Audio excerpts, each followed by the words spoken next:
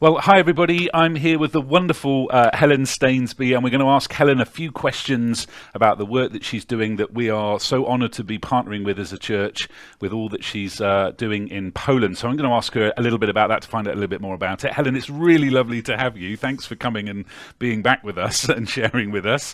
Why don't we start by asking, just tell us a little bit about yourself and where you live. Okay, and it's really nice to be able to be here because I haven't been here for 3 years because of pandemic. Yeah.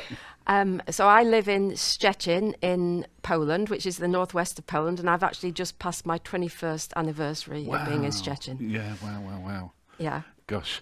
So, and what kind of things are you doing there? Because you went there with a specific purpose, didn't you? Yeah. And those 21 years, you've been doing all sorts of amazing things. Yeah, the Lord really led me there 21 years ago, and I was really clear that it was Him that led me, although I didn't know exactly what I'd be doing. My heart was for people with addictions and people who were quite broken. But of course, everything slowly happens because you have to learn the language. So I have done a lot of different things in the last 21 years, but I've seen the ways that we're reaching out really grow, and I've seen the team grow. So when I look back now, I think, Lord, it's amazing what's happened. So at the moment now, we've got a lot of outreach things happening. So we have 2 street churches, which means we're on the streets really sharing Jesus with people. But with one of them, we're giving soup to people who are hungry as well. So there's a lot of homeless people. In the other one, we give food packages to people who are in need. And it's very different because people come as it's their church, because it's on the streets. We usually have some worship and people sharing testimonies, and we have opportunities to pray with people. And at the end, we give food packages. But a lot of people are saying it's not the food things we want. We really, really value what we're saying. And we're actually hearing a lot of testimonies of things that have changed in people's lives from doing that. Yeah. And then we have a base where we have support groups for people. And we're also reaching out to like a home for women, single women with children from abusive situations. And then another hostel as well, and a hostel for people from prison. And we started to help the Ukrainians. Wow. So we have got a lot of things going on. So you're quite busy, really. Yeah. And it's been our joy over the years to partner with you in that kind of work, and it's been our joy to visit as well and share with you. Tell us a little bit about the church family you're involved with there as well, because we've got to know them a little bit over the years too. The outreach things that I'm doing are really people from different churches. But it all comes under mainly the church that I'm part of.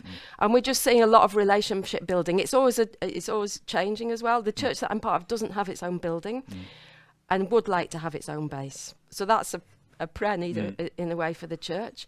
But we hope that the church would, the building that whatever building we get, that it would be an outreach place, because the building that we have as an outreach base at the moment is too small. There's too many things happening and so many goods coming in that we haven't got enough space for the things we'd like to do. So it's kind of connected with the church as well. Yeah. Wow. And the church is very international. We now do everything in 3 languages. It's from the front, it's translated Polish, English. And then for the Ukrainians, we have headphones and people translation through the headphones. Wow. So tell us a little bit about the situation with Ukrainian refugees, because obviously Poland is, I think, the country that's had the most refugees from Ukraine in Europe. Yeah. So what's going on? What difference has it made? Are people still coming? And how have you been able to help and support them? Okay, we are seeing people coming all the time, and new people, and we're hearing of people in need, but the numbers I don't know. When we first started helping, we were opening our building maybe twice a week, and we were saying maybe 30 to 40 people coming, and we'd give them food supplies that we had clothes for them. And then through the summer, it was picking up, so we were then getting about up to 100 people. When you've got 100 people in a small space, it doesn't work, and they were queuing on the street, they were blocking the street. And it was how to manage it all without putting a greater burden on our team. And we have to do things through translation. So we've got a wonderful couple from the Ukraine who've got 3 children under 10 who've been in Szczecin about 3 or 4 years. And they've really just taken it on as their ministry that the Lord's given them. And they're fantastic. And we work together with that, is how to make it work. And they came to me about 3 or 4 weeks ago and said, Helen, we've got to register people. We've got to do it differently because we can't cope with so many people coming at once. So we now registered people, and we registered family groups, and we've got more than 160 registered. And we have half of them come on a Monday and half on a Friday.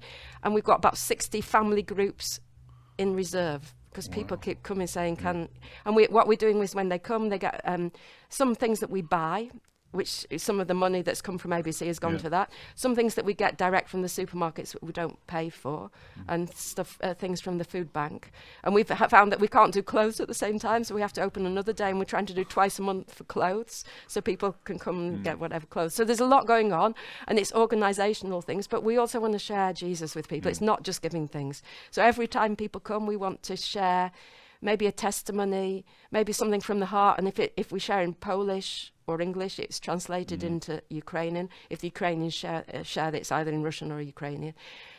And we've started inviting people to come at the end of everything for coffee and cake. If they want to stay, then that's when we really share something. Maybe if we have somebody singing, it's fantastic, some worship, but it doesn't always happen because there's not people available. Yeah. So there's a lot going on, but Yeah. we really want to share Jesus with people, and we want the people to know our hearts. It's not just giving things. It's really, it's His love and so on. Oh, it's amazing, Helen, all that you're doing. How can we pray, and what can we pray specifically? And we were talking a little bit before we came in the interview about the team, because you have an amazing team that are involved in all of this. And how can we pray for them, for you? What are some of the challenges? And when I think of the people I'm working with, I'm so thankful to God for them. But with team, the harvest is plentiful and the workers are few. So we do pray for more people, because everybody's a volunteer. Everybody's got jobs, looking after families. So it's like making things work as they can, because people want to do things. So it's praying for more workers, more people to help. But it's also our relationships, because we know that we have to do everything from relationship. It's our relationship with the Lord, and it's our relationship with each other. So if we've got problems in our team, then that affects what we're doing as well, whatever way we're reaching out. And we're growing, and some people have been followers of Jesus for a long time, some for a short time, and there's always things that happen, or people see things differently. So you need wisdom in that. We ask for grace in that. We really want to come to Jesus in humility, real humility, that we haven't got everything right, but we're just humble before Jesus and before each other. So you can pray for that, because it doesn't always happen like that. Yes.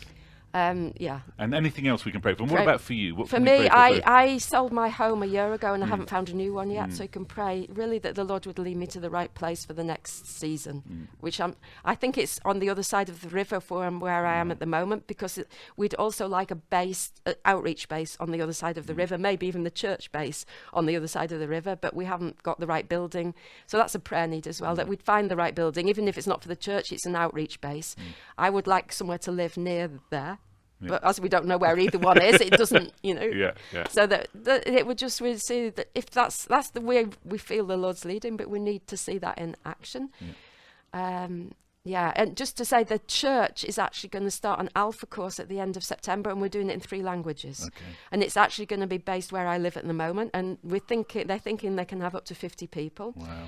And have, so that people have a meal together, but then for the film, it would, with people with headsets, and then split into groups for the 3 languages. Wow. So that's a new thing as well, to pray for that, that really people, I think there's an openness to come. Yeah. So there is a lot going on. Yeah. Oh, Helen, that's amazing. And it's always so inspiring to hear you share with us. And we are so grateful to know you, and to just be able to do a little bit as a church community to support you and to support the work you're doing. And it's been great to just share this with you. And we will be praying as a church community regularly for you. And we will be giving as well. And I'll be talking to the church about that over these next few weeks, about how we might do that as well. So bless you, and thank you for being with us. Thank you very much. I really appreciate being able to be here, be with you, and I really appreciate all the support, and especially the relationships. And I've loved it when people have come over from Andover to Szczecin, and I hope it will happen again. Well, we do too. I hope it will too. Our young people, I was going to finish, but I should say our young people who came pre-pandemic as well, didn't they? They're always asking about when we might come back again. Well, so I'm sure that we invite you. Thank you. I'm sure it will happen. Well, bless you. Thank you for being with us, and we'll look forward to catching up with lots more news very soon too. Okay, thank you.